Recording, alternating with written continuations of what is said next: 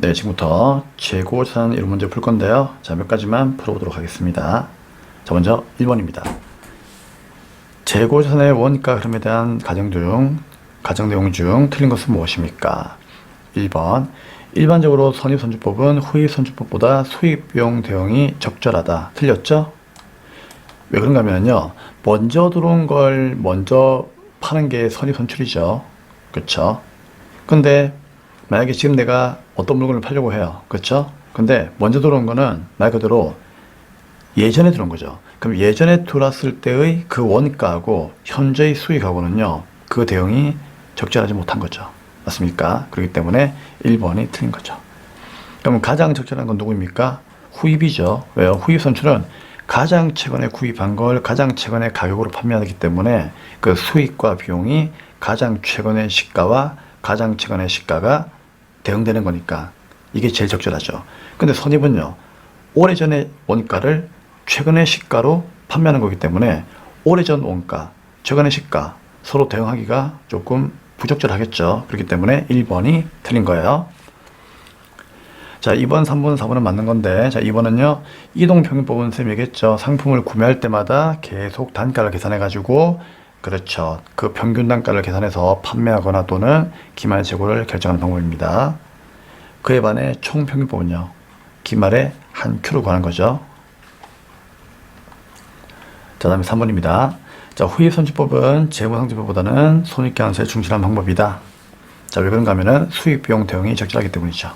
그 다음에 4번. 개별법은 실제 물량의 원가 대응에 가장 충실한 방법입니다. 맞습니다. 개별법은 말 그대로 원가 하나하나에다가 그쵸 수익을 대응시키는 거기 때문에 개별법이 가장 정확하고 원가 대응에 충실해요. 아시겠죠? 그래서 정답은 1번이 틀린 겁니다. 네, 2번입니다. 자, 다음 절에서 설명하는 재고자산의 평가 방법은 무엇입니까? 자, 일반적인 물가 상승 시 단기 순이익이 과대하게 계상이 된답니다. 자, 누굽니까? 물가 상승할 때 이익의 과대 계상, 선, 이, 총, 후. 자, 이 순서 알고 있죠? 네, 정답은 1번이 되겠습니다. 자, 다음 여기서 볼까요? 기말 재고가 현시가 반영하고 있다. 무슨 얘기죠? 자, 우리가 상품 계정이 있으면은요. 자, 먼저 들어온 게 있고 나중에 들어온 게 있는데 먼저 들어온 걸 먼저 팔게 되면은 기말에 남아있는 거는 최근에 들어온 현시가를 반영하고 있겠죠. 자, 그 얘기고요. 그리고 이렇게 물가 상승할 때는요. 인플레이션이라고 하죠. 자, 인플레이션이 물가 상승이죠. 그럼 이때는 뭐다? 경영진이 경영 실적을 높이려는 유혹을 가져올 수가 있겠죠. 왜요? 선입으로 되게 되면은요. 물가 상승할 때 이익이 높아지니까 아무래도 경영진이 선입을 사용하면서 실적을 많이 내려고 하겠죠. 그럼 실적을 많이 내면은 경영진들은 뭐다? 그만큼 뭐 대표이사는 또 연임이 될 수가 있고, 그쵸? 대표이사는 실적에 따라서 잘릴 수도 있고 또 계속해서 뭐다? 임기를 연장할 수가 있거든요. 임기를 연장하는 것을 연임이라고 연임. 그럼 연임이 될 수 있는 거고, 그 다음에 또 실적이 높을수록 또 경영진에 대해서 어떤 그 성과급, 그쵸? 이런 보너스가 좀 더 많이 나올 수도 있겠죠. 그쵸? 자, 그런 유혹을 가져올 수가 있다. 그 얘기예요. 자, 그런 건 바로 뭐다? 네, 선입, 선출법을 의미하는 겁니다. 자, 다음 이제 5번 문제 볼게요. 재고자산의 원가 흐름에 대한 가정 내용 중 옳지 않은 것은 무엇입니까? 라고 되어 있죠. 자, 1번. 개별법은 실제 물량의 흐름과 원가 흐름이 정확히 일치시켜진다. 그렇죠. 개별법은요, 말 그대로 지금 만드는 물건 그 자체만의 원가를 우리가 결정하는 거기 때문에 가장 물량의 흐름과 원가의 흐름이 가장 정확해요. 아시겠죠? 물론 이제 원가의 흐름과 물량의 흐름이 또 일치한 경우가 또 하나 더 있죠. 누구? 네, 선입선출법. 하지만 정확도는 개별법이 더 높다는 거 잊지 마세요. 다음 2번입니다. 자, 이동평균법은 재고자산의 수량이 바뀔 때마다 단가를 새롭게 평균 낸다. 자, 여기까지는 좋았죠. 근데 뒤에 뭐라 되어 있습니까? 실지재고조사법 하의 평균법이다? 아니죠. 어떤 법 하의 평균법이었습니까? 쌤 적어줬는데. 그렇죠. 계속 기록법 하의 평균법이었죠. 자, 쌤이 어때요? 수업한 내용들 다 나오죠? 예, 그렇게 이해해 주시면 되겠습니다. 자, 3번. 후입 선출법은 물가 하락 시에 선입 선출법보다 이익이 상대적으로 과대하게 계산이 됩니다. 맞습니다. 그래서 우리가 왜 그 물가가 이제 상승하게 되면은요, 선입이 높았죠. 그쵸? 근데 거꾸로, 거꾸로 생각하면 돼요. 물가가 하락하면은요, 그때는 후입이 더 높아요. 그래서 이거는 여러분들이 잠시만 요 그림을 좀 볼게요. 그림 보시면 쌤이 물가가 상승할 때는 그쵸? 여기에 방금 이익만 먹고 있으니까 이익만 가지고 얘기할게요. 자, 요 이익의 크기가 선입이 제일 크고 그 다음에 이동평균, 총평균, 후입선출이라고 했죠. 그래서 물가 상승 시에는 선이 총후 알고 있죠. 근데 물가 하락 시에는요. 하락 시에는 그냥 이 상태에서 꺽쇠만 거꾸로 돌리면 됩니다. 아시겠습니까? 그 물가 하락 시에는 이익은 후입이 제일 높아요. 그래서 이거는 이해를 했으면은요, 암기를 좀 해야 되는 부분이기 때문에 암기할 건 암기를 하셔야 됩니다.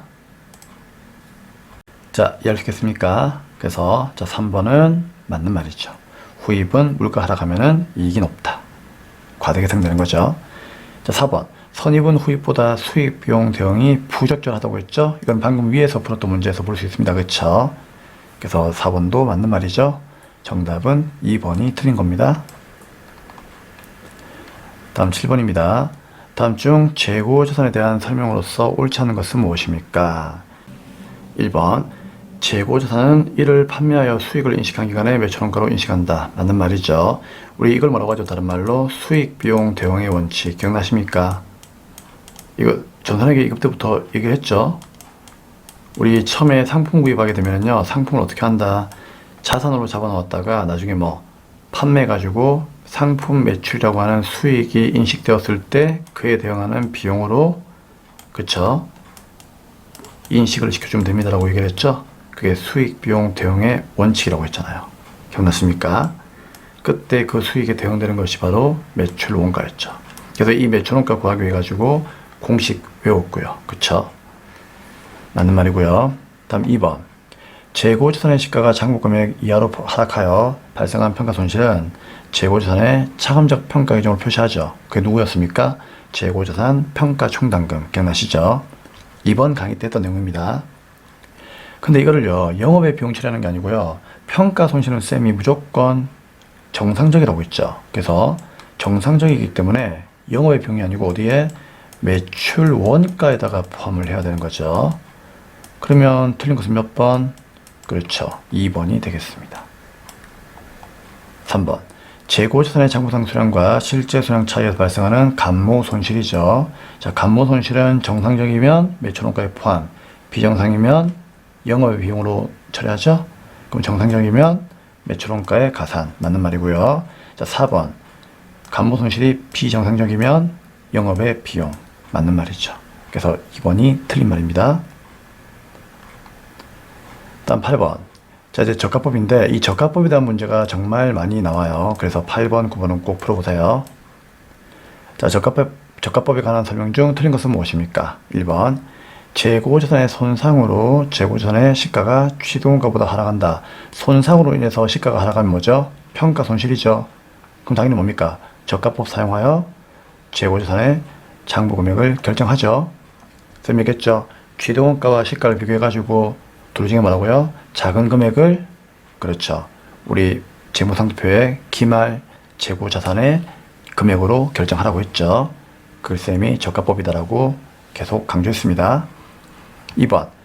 재고자산의 시가는요, 회계기간 말에 추정합니다. 당연한 거죠. 그리고 평가 손실의 환입은 매출원가에 차감한다? 평가 손실의 환입은요, 어떻게 했죠? 그죠? 평가 충당금을 줄였죠? 맞죠? 그러면 평가 충당금 줄이게 되면은 매출원가는요, 당연히 떨어지겠죠. 자, 이게 여러분들 좀 이해가 안 되죠? 자, 이해가 안 되니까 쌤이 그림으로 이해를 시켜 드릴게요. 자, 우리 여기 그림을 좀 볼게요. 자, 이 내용 기억나시죠? 자, 우리가 그 재무 상대표가 있으면은요, 차변에 재고 자산이 있죠. 그쵸? 그럼 이 재고 자산이 예를 들어서 얼마가 있다고 할까요? 한 100원 정도가 있다고 가정을 해요. 이해되겠죠? 근데 평가 손실 때문에 재고자산 평가 충당금이라고 하는 차감 계정 기억나시죠? 자, 요게 이제 BS에 얼마가 있다? 한 30원 정도가 있다고 할게요. 30원. 그쵸? 그러면 재고자산 평가 충당금은 재고자산에서 빼는 거니까 마이너스를 해야 되겠죠. 그럼 얼마? 70원이 기말 재고액이 되겠죠. 근데 여기 보세요. 평가 손실의 상황이 해소가 돼가지고 시가가 장부가액보다 상승하면은 쌤이 장부가를 초과하지 않는 범위 내에서 평가 충당금을 환입합니다라고 얘기했죠. 그렇죠? 그럼 평가 충당금이 환입했다는 얘기는 시가가 옛날엔 떨어졌는데 다시 올라서 뭐라고요? 그 평가 충당금이 이제 장부에서 제거되는 거죠. 그럼 제거가 된다는 얘기는 여기 30원에서 한 10원 정도를 제거해 볼까요? 그럼 10원을 제거하면은요, 얘가 이제 30원이 아니고 얼마이다? 20원 된다는 얘기잖아요. 그럼 20원 되면은 재고자산은 70원이 아니라 얼마가 되는 겁니까? 80원 되겠죠. 그럼 이 말은 기말이 올라가잖아요. 기말이. 그러니까 12월 말날에 기말 재고액이 70원짜리가 80원 되잖아요. 그렇죠? 그러니까 평가 충당금이 환입이 될수록 평가 충당금의 금액은 떨어지기 때문에 환입되었단 말은 그만큼 시가가 올라갔다는 얘기예요. 뭐가? 기말 재고의 시가가 올라갔다는 얘기예요. 그래서 여러분 기억합니다. 평가 충당금의 환입은 기말 재고의 시가가 뭐라고요? 올라갔다 그 얘기예요. 맞잖아요. 그렇죠? 빼줘야 되는 금액이 작아졌으니까 100에서 30원 뺄 때보다 100에서 20을 빼면 기말 재고가 더 올라가잖아요. 장부가액이. 맞습니까? 그러면 기말 시가가 올라가면 뭐가 작아져요? 매출 원가가 작아지잖아요. 매출 원가는 기초에서 순매입을 더하고 기말을 빼는 거니까 기말에 빼는 게 많으면 매출 원가 작아지겠죠. 그럼 이 말은요, 이익이 올라간다는 얘기잖아요. 이거 이해되겠습니까, 여러분? 이걸 이해하셔야 돼요. 이걸 이해하셔야만 이 이야기가 될 수 있는 거죠. 맞나요? 오케이. 자, 그럼 이제 문제 보겠습니다.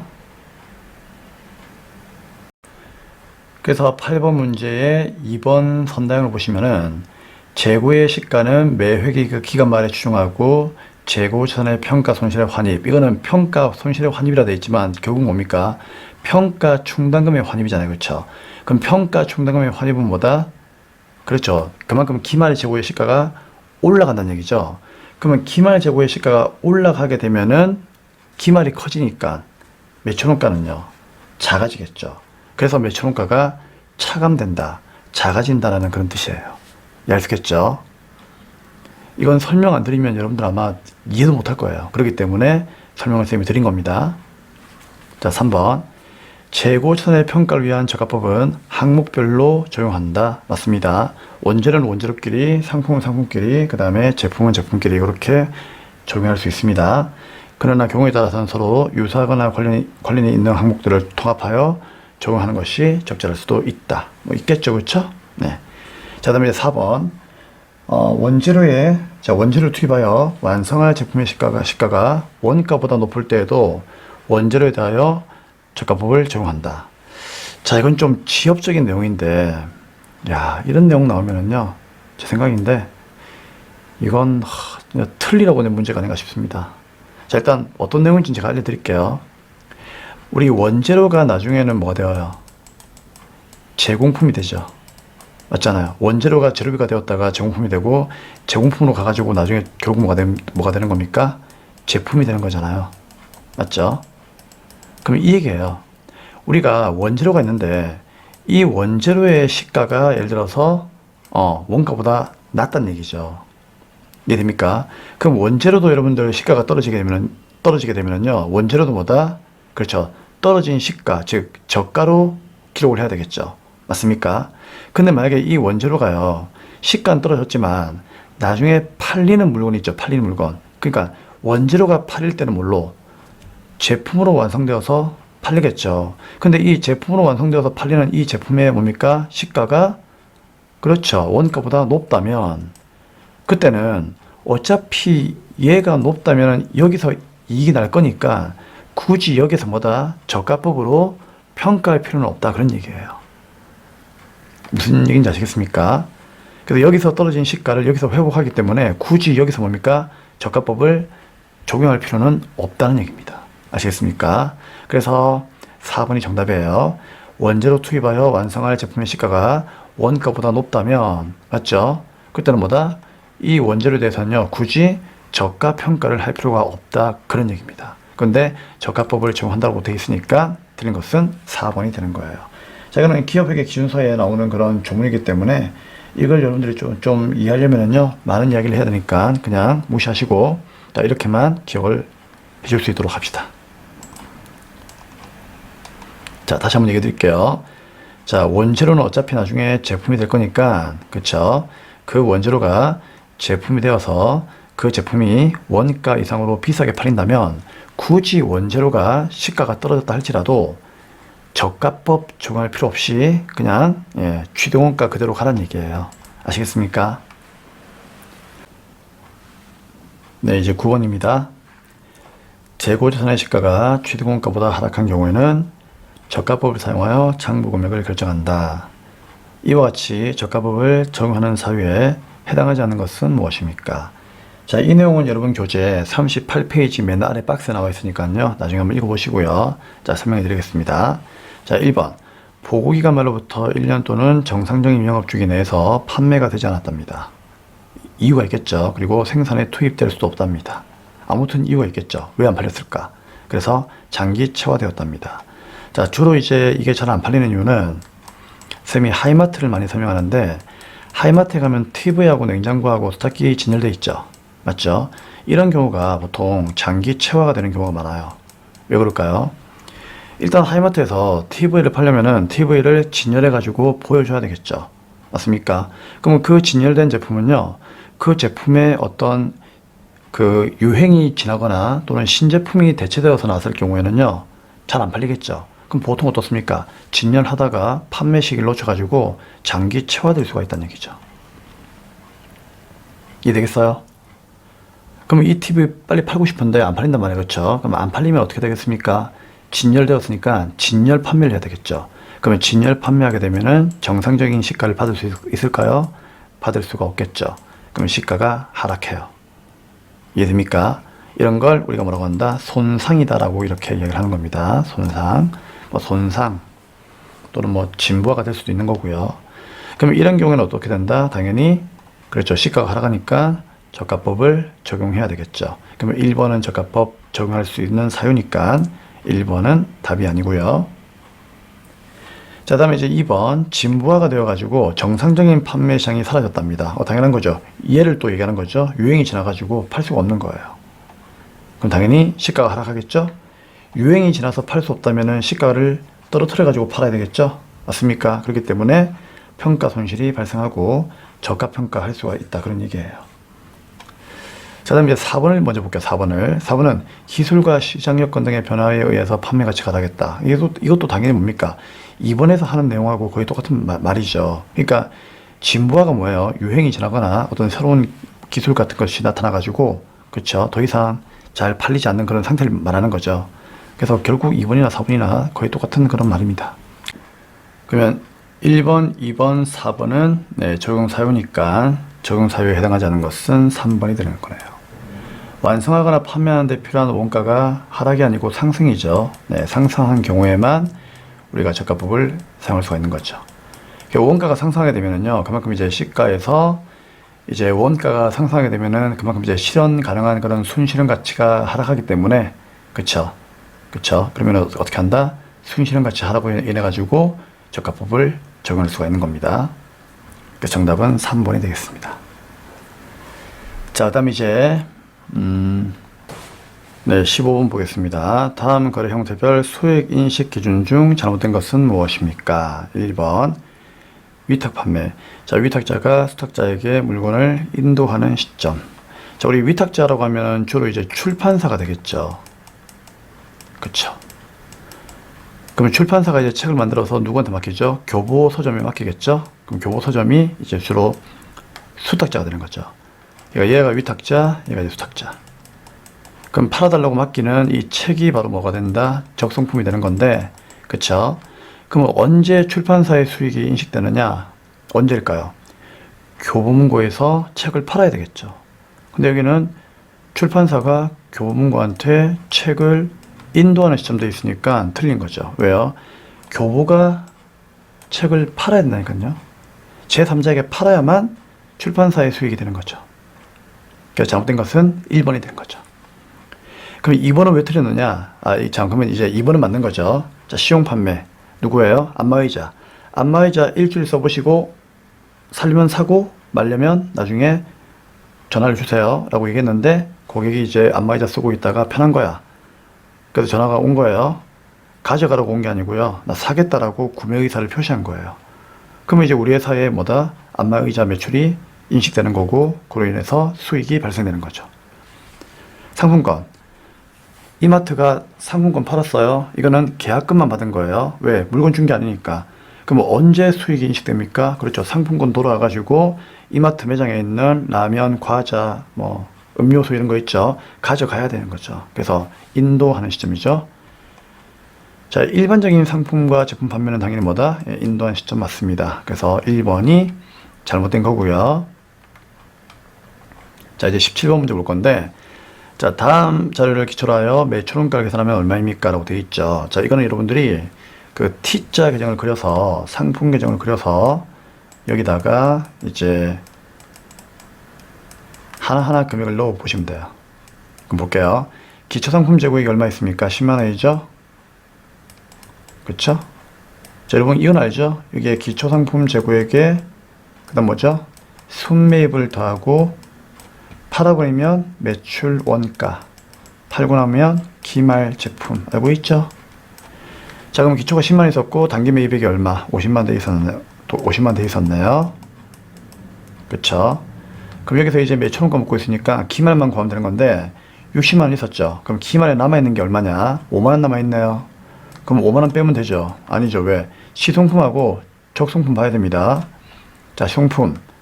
시송품이 뭐였죠? 방금 얘기한 거 안마의자. 안마의자 고객한테 맡겼는데 맞죠? 고객이 매입 의사를 표시했는데 그게 10,000원이야. 그 10,000원만큼은 사겠다라고 했으니까 얘는 이제 팔았죠. 팔았으니까 얘는 매출원가 들어갈 거고, 그럼 남아있는 20,000원만큼은요 아직까지 사겠다라고 표시 안 했죠. 맞죠? 그러면 창고 보유가 5만원 있었지만 20,000원만큼은 아직까지 표시가 없으니까 그 20,000원은 단지 창고에 없을 뿐이지 고객 집에 나의 기말 재고로 남아있겠죠. 고객 댁이 이제 내 창고가 되는 거예요. 이해되겠죠? 예. 순간 갑자기 고객 집이 나의 창고가 된 거죠? 오케이. 그 다음 적성품. 제가 마찬가지죠. 교보문고한테 책을 10만 원치 맡겼는데 교보가 60%만 팔았어요. 그럼 걔는 이제 매출로 가는 거죠? 그런데 40% 얼마? 4만 원. 그럼 4만 원만큼은 아직까지 안 팔고 교보문고에 남아있겠네요. 그러면 교보문고의 그 진열대가 나의 창고가 되는 거예요. 아시겠죠? 그러면 4만 원도 나의 기말 재고예요. 그러니까 기말에 팔리지 않고 남아있는 재고가 얼마입니까? 5만 원, 2만 원, 4만 원인데 5만 원은 누구 창고에? 내 창고에. 2만 원은 누구 창고에? 고객 댁에. 고객 댁이 내 창고야. 아시겠죠? 이거는요. 교보 서점이 내 창고예요. 각각 5만 원, 2만 원, 4만 원 남아있죠. 어떻게? 안 팔리고.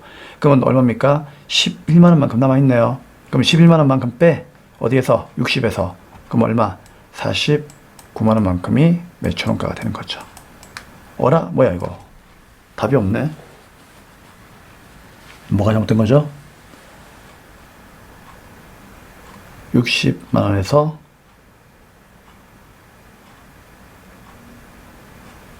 단기 매입액이 있구나. 그쵸? 와, 쌤이 이걸 깜빡했습니다. 미안합니다, 여러분.